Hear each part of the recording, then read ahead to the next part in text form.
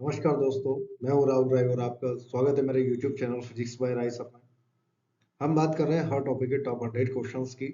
तो आइए देखते हैं यहाँ पे ग्रेविटेशन का ये बेहतरीन क्वेश्चन। इसमें कई वैरायटी के क्वेश्चंस बन सकते हैं। यहाँ पे इस क्वेश्चन में हमसे क्या बोला गया कि 4 पार्टिकल्स बोले गए, है ना। इसकी जगह 3 पार्टिकल्स भी हो सकते हैं। ठीक, अभी 4 पार्टिकल्स बोले गए हैं। ईच ऑफ मास दे रखा है capital M, equal distance from each other, move along a circle of radius R. अब सभी की डिस्टेंस अगर सेम है ना, एक दूसरे से डिस्टेंस सेम है, तो क्या यहाँ पे ये एक स्क्वायर में बना सकता हूँ। स्क्वायर के चारों कोनों पर हमने मास रख दिया कैपिटल एम। ठीक, और ये जो चारों है वो सर्कल पर है, तो सर्कल की रेडियस दे रखी है अपने को capital R. Under the action of their mutual gravitational attraction. अब ये म्यूचुअल ग्रेविटेशनल अट्रैक्शन की वजह से इस पर सर्कल पर है और ये मूव कर रहा है विद स्पीड v। ठीक, net force on the system क्या हो जाएगा भाई, यहाँ पे इसमें अगर बात करेंगे किसी एक मास के लिए की अगर बात कर रहे हैं तो वो जीरो हो जाएगा। ठीक, तो the speed of each particle is, तो हर एक पार्टिकल की स्पीड कितनी होगी, मास सेम है तो ऑब्वियसली स्पीड भी सेम होगी। अब अगर यहाँ बात करें अपन तो म्यूचुअल अट्रैक्शन की वजह से इस पर जो फोर्स लगेगा उसकी डायरेक्शन क्या होगी, तो जो नीचे वाला मास है वो इसको नीचे पुल करेगा, लेफ्ट वाला लेफ्ट में, और जो ऐसे डायगोनल है वो डायगोनल में पुल करेगा। ठीक है, पर होगा क्या यहाँ पे, अगर मैं इसका फ्री बॉडी डायग्राम ड्रॉ करता हूँ तो ये हो जाएगा बेटा इसकी स्पीड v, और यहाँ पे इसका जो मास है वो कैपिटल m है। अब इस पे 3 फोर्स अभी ऐसे लग रहे हैं, है ना। ये इसको भी अपन मान लो कि नीचे वाला जो मास है वो पुल कर रहा है m से, मतलब m वाला जो पुल कर रहा है वो f से पुल कर रहा है। ठीक है, तो लेफ्ट वाला भी f हो जाएगा क्योंकि सेम डिस्टेंस पर है, सेम अमाउंट ऑफ मास है। ठीक, लेकिन जो थर्ड वाला है जो डायगोनल में है वो अलग फोर्स लगाएगा। क्यों? क्योंकि उसकी डिस्टेंस बदल गई, मास सेम। ठीक, तो नेट फोर्स की अगर मैं बात करूं तो ऐसे टुवर्ड्स सेंटर आएगा, तो ये इन दोनों एफ का रिजल्टेंट आ जाएगा बेटा, क्योंकि ये दोनों 90 डिग्री पर है तो रिजल्टेंट जो आएगा वो एफ रूट टू आएगा। ठीक, अब ये पार्टिकल जो है वो वी स्पीड में मूव कर रहा है, तो क्या बाहर की तरफ फोर्स लगेगा इसमें M V square by R, है ना।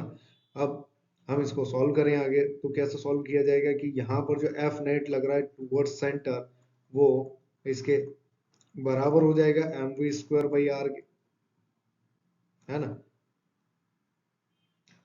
ठीक, तभी ना इसकी स्पीड बढ़ेगी ना इसकी स्पीड कम होगी। ठीक, और ये सर्कल में मूव करते रहेंगे ड्यू टू म्यूचुअल अट्रैक्शन।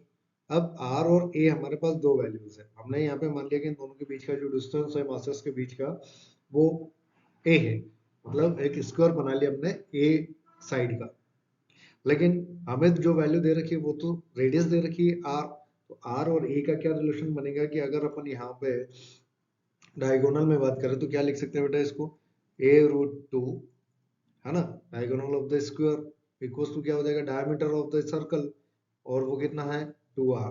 तो r इज इक्वल्स टू कितना हो गया अपना a बाई रूट टू, है ना। अब ये जब जहां जैसे जरूरत पड़ेगी अपन उसको लिख लेंगे।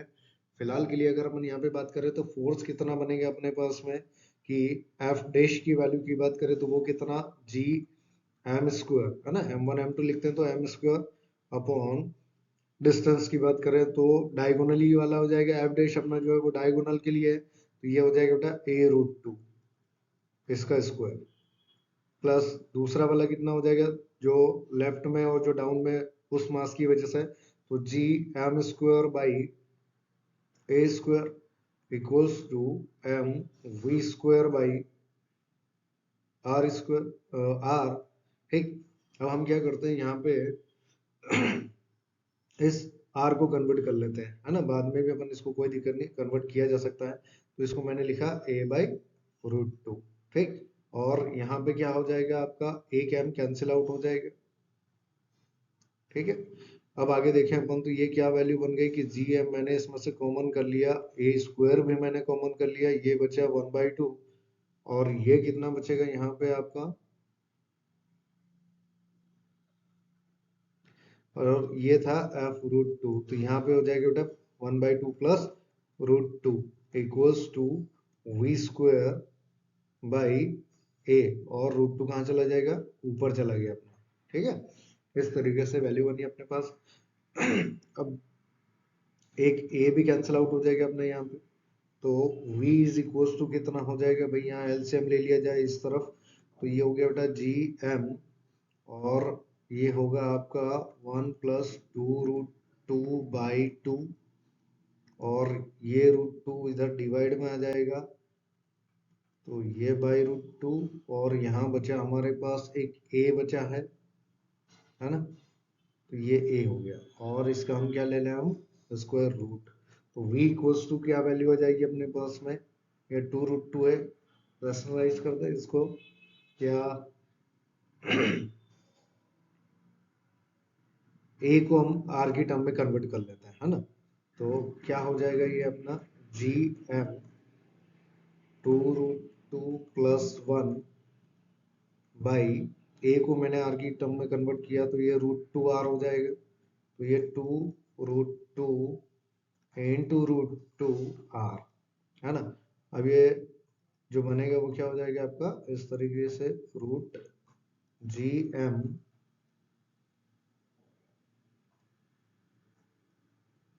2√2 + 1 बाई आर, है ना। इस तरीके से अपने पास ये जो है वो क्या आ जाएगी, वेलोसिटी ऑफ ईच पार्टिकल आ जाएगी।